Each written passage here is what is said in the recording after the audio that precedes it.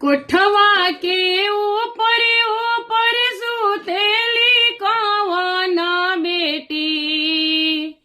कोठवा के ऊपर ऊपर सुतेली कौन बेटी।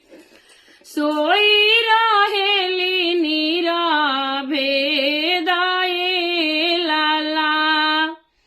सोई रहेली नीरवे दाए लाला। पैसी जगा वाली बेटी के आमा हो। अरे पैसी जगा वाली बेटी के चाची हो। कहे बेटी सोवे नीरा भेदाए लाला।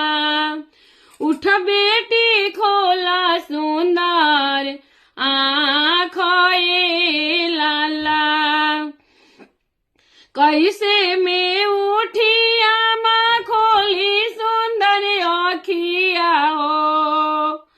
अरे कैसे में उठी आमा खोली सुंदर आँखिया हो। पापा खोजलन करियदा